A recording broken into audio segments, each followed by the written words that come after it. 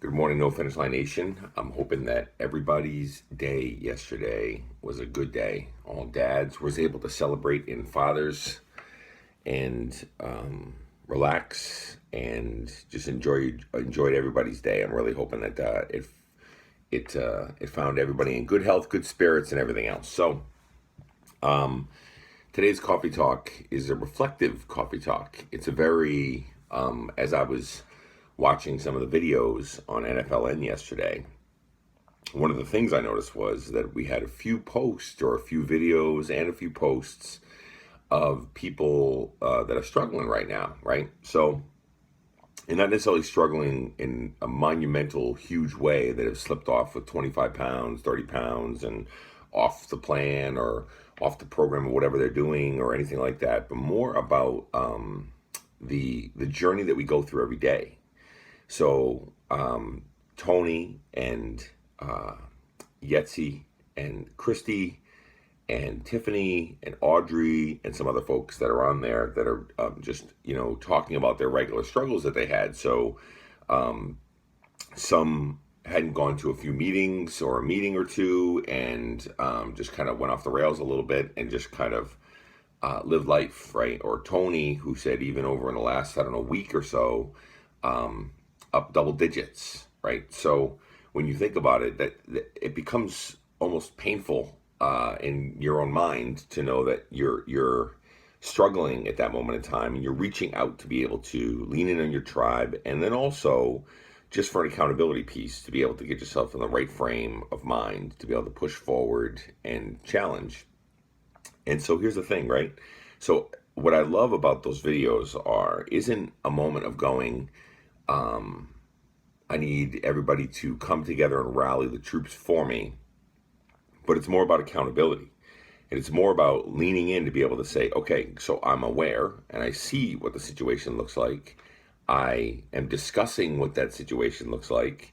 I've got a game plan to overcome that situation, and we can move on. How many of us in the past ever fell into the boat of, if we had a moment like they shared on those videos, and next thing you know, we're sliding that spiral downhill, and we're going down and we're going down, and then next thing you know, 50 pounds later, 60 pounds later, we're like, wait a second, what just happened, man? It was one thing that happened, and then all the rest of it spiraled, and we got into that mode of, well, why really even care? Or why should I fight like this all the time if in 1 week I can put on that much weight, but it takes me 6 weeks to take off 4, right?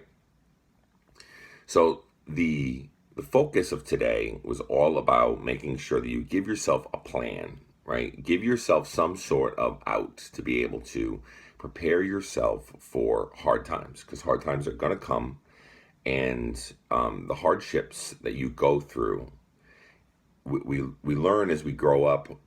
Our failures are what cause growth. Our successes cause celebration, and we can lean in on those, but our failures are what cause growth. So I wouldn't necessarily call any of those videos failures. I would call them huge successes, but the behaviors behind the videos are what you would say considered internal failures, like in your own mind of, I'm bringing a level of accountability, so I want to be able to move forward, and I want to be able to hold myself accountable, challenge myself to be able to move forward, or anything like that, okay?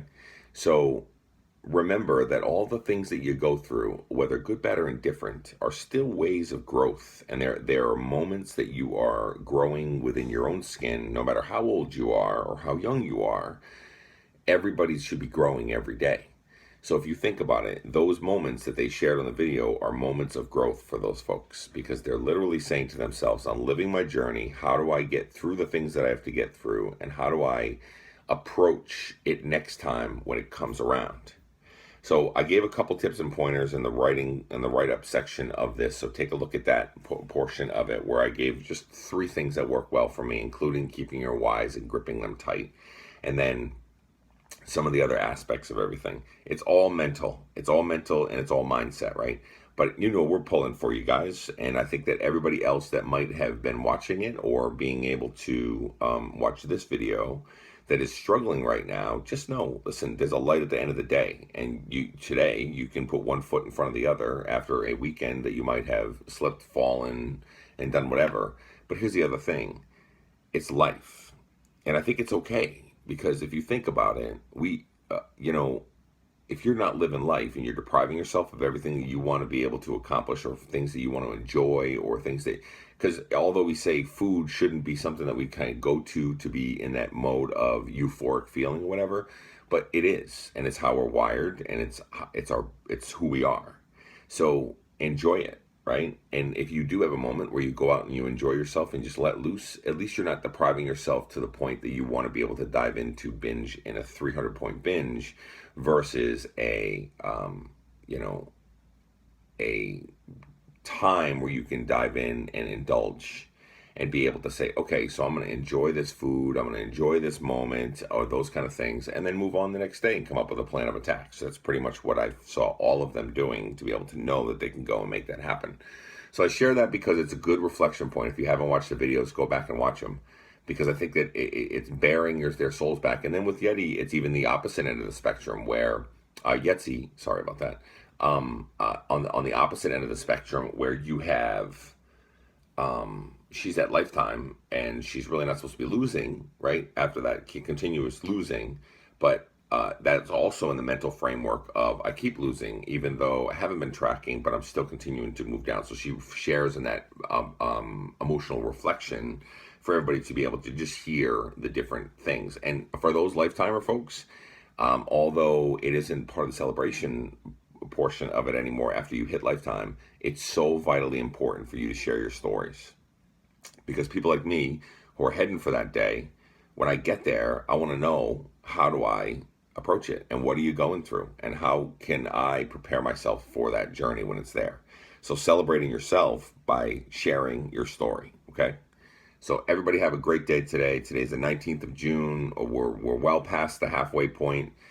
Today is the last day for the coffee mug exchange. If you didn't see my post last night on Connect, sign up fast, because as of tonight, we're going to be drawing the names, and it's going to be sent out to everybody.